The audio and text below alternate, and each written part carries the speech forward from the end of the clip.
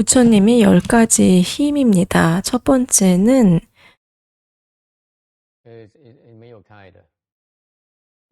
시처 비처 지력입니다.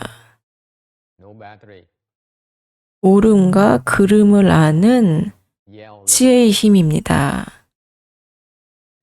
모든 중생이 인과와 보를 압니다.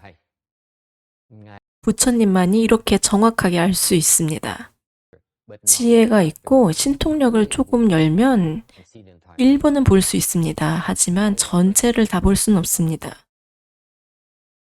무시 이래로부터의 인과를 알 수 있습니다. 이런 힘을 갖는 것은 중요합니다. 좋은 일을 하면 좋은 보를 받고 나쁜 업을 지으면 나쁜 보를 받는다는 이 개념을 강화할 수 있습니다. 특히 부처님은 정확하게 인과를 알 수 있습니다. 왜 이런 일이 우리에게 일어났는지 그 원인을 정확하게 알 수 있습니다. 정확하게 이런 일에 대한 원인이 무엇인지를 안다면 그 문제를 해결할 수 있습니다. 하지만 그런 것을 정확하게 모른다면 여러분의 해결책은 완전하지 않습니다. 두 번째는 업지력입니다. 모든 중생이 3세의 업에 대해서 압니다. 부처님은 우리가 과거에 무엇을 했는지를 알고 우리가 현재 무엇을 하고 있는지 알고 미래에 무엇은 일이 있을지 압니다. 여러분은 어떤 것도 숨길 수가 없습니다. 부처님은 다 알고 계십니다. 우리는 잘못을 저지릅니다. 그러면 그것을 숨깁니다. 아무도 모를 것이라고 생각합니다. 그것은 잘못됐습니다. 잘못을 짓고 다른 마을로 도망가면 잘못을 지은 것을 모른다고 생각을 하지만 그렇지 않습니다. 그는 우리가 어떤 잘못을 저질렀는지 알 뿐만 아니라 우리의 습관 에너지를 알기 때문에 우리가 앞으로 어떤 일을 지을지 그것도 압니다. 그래서 숨길 수가 없습니다. 숨기려고 하지 마세요. 예를 들어서 우리 절에는 전통적으로 출가자에게 방을 줍니다. 각각 한 명씩 독방을 씁니다. 수행은 굉장히 힘듭니다.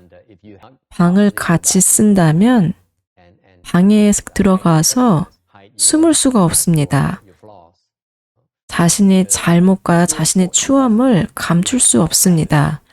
그래서 우리의 사적인 공간을 갖는 것은 중요합니다.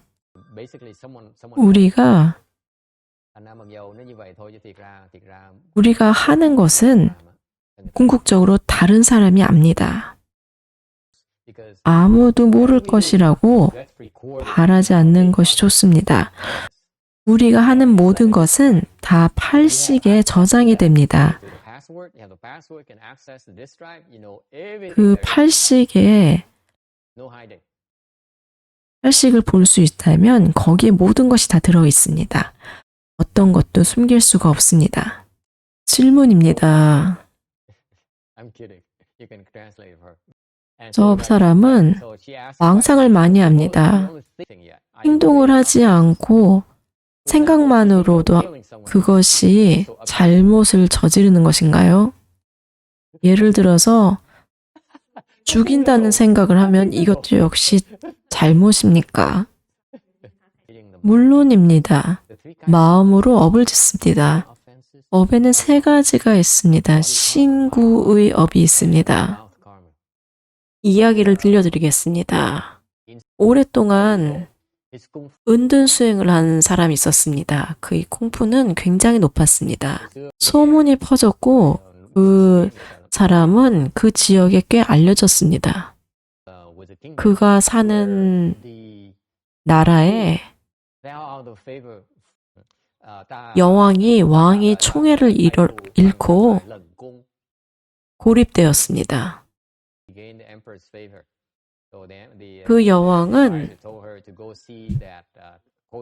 수상에게 물어봤습니다. 내가 왕의 총애를 다시 얻기 위해서 어떻게 해야 됩니까?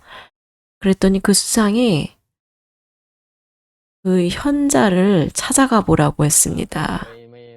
그래서 이 수행자를 찾아갔습니다. 수행자는 말했습니다. 그것은 작은 문제입니다.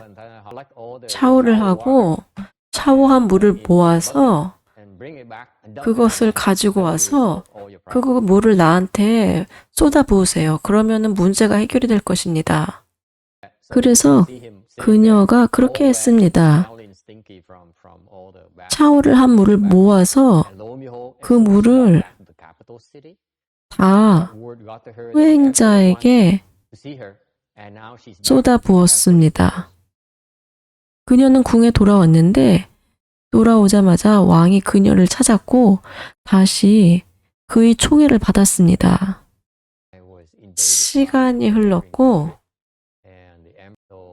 이 나라는 다른 나라의 침략을 받았습니다. 그래서 이 왕이 이 현자를 찾아가서 이 문제에 대해서 상의하였습니다. 수행자가 그 문제를 듣고 말했습니다. 이것은 아주 쉽습니다. 어떻게 해결해야 되는지 알려드리겠습니다. 화장실에 가서 볼일을 보고 그것을 다 모아서 내 머리에 부으세요. 그래서 그는 화장실에 가서 볼일을 보고 그것을 다 모아서 수행자에게 다 부었습니다.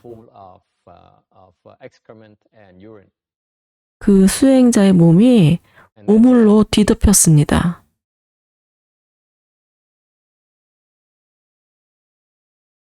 그가 돌아왔더니 침략한 군대가 다시 물러갔습니다.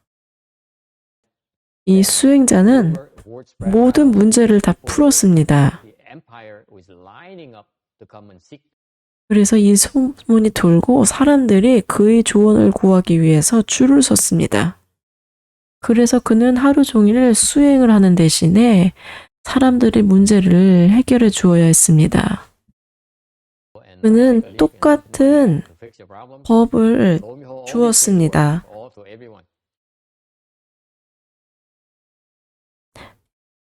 몸을 씻고 그 물을 다 부으라고 했습니다. 그랬더니 모든 문제들이 다 해결이 되었습니다. 그래서 그는 하루 종일 오물을 뒤집어서야 했습니다. 곧 그는 인내를 잃었습니다. 당신들은 좋지 않네요. 당신들은 나한테서 뭔가를 얻어가려고 하네요. 그냥 다 가서 죽어버려라. 그가 그렇게 생각을 했습니다. 다 가서 죽어버려. 그랬더니 300마일 반경의 사람들이 모두 다 죽었습니다. 바로 그 자리에서 죽었습니다. 이 마음으로 짓는 업이 몸으로 짓는 업보다 더 크게 나쁜 효과를 미칠 수 있습니다. 그렇게 마음으로 업을 지으면, 마음으로 화를 내면 자기 몸을 해칩니다. 보통 사람들은 잘 모르는데 화를 내는 것은 나의 심장과 간에 일격을 가하는 것과 비슷합니다. 많은 사람들이 심장과 간에 문제가 있습니다. 왜냐하면 쉽게 화를 내기 때문입니다. 그들은 자신의 몸을 해칩니다. 그런데 그것을 알지 못합니다. 그러면 어떻게 하면 되겠습니까? 하지만 때로는 화를 내는 것도 필요합니다. 이때는 안으로는 화를 내지 않지만 겉으로는 화를 냅니다. 이렇게 이것은 방편으로 사용합니다. 그러면 어떻게 밖으로는 화를 내지만 안으로는 화를 내지 않을 수 있습니까? 여러분은 할 수 없습니다. 왜 그렇습니까? 여러분이 가짜로 화를 낸 척하면 그들은 믿지 않습니다. 화내는 척을 하면 아이들은 믿지 않습니다. 그래서 화를 내야 됩니다. 화를 낸다는 거는 상대를 위협하는 것입니다. 그럼 어떻게 안에서는 화를 내지 않고 밖으로는 화를 냅니까? 화를 내고 나서 바로 그 화를 내려놓습니다. 그러면은 하지만 상대는 여전히 화난 것에 마음이 매여 있습니다. 그것이 가장 여러분의 해를 줄이는 방법입니다. 화를 내는 것을 보는 순간, 그리고 화를 낸 효과가 있다는 것을 본 순간, 바로 그 화를 내려놓습니다. 그리고 자신을 해치는 것을 그만둡니다. 여러분들은 필요한 만큼 화를 내고 바로 그것을 내려놔야 됩니다. 그런 지혜가 있어야 됩니다.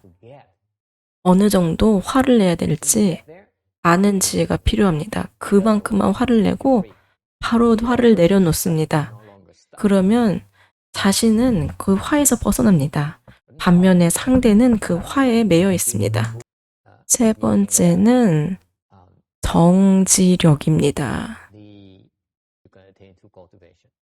수행을 통해서 얻을 수 있는 모든 산매에 대해 다 알고 있습니다. 어떻게 모든 종류의 산매를 다 알 수 있습니까? 이것은 부처님의 비밀입니다.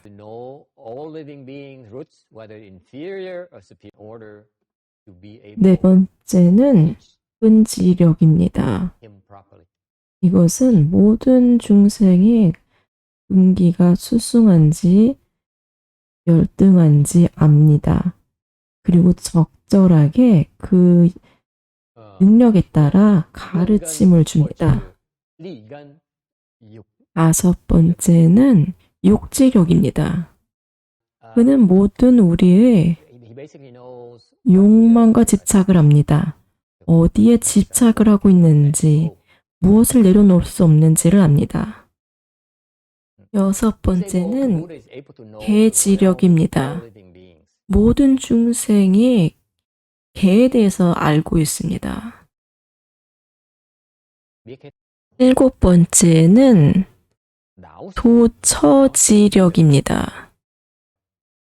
그는 각각의 본문이 여러분을 어디로 이끄는지 압니다.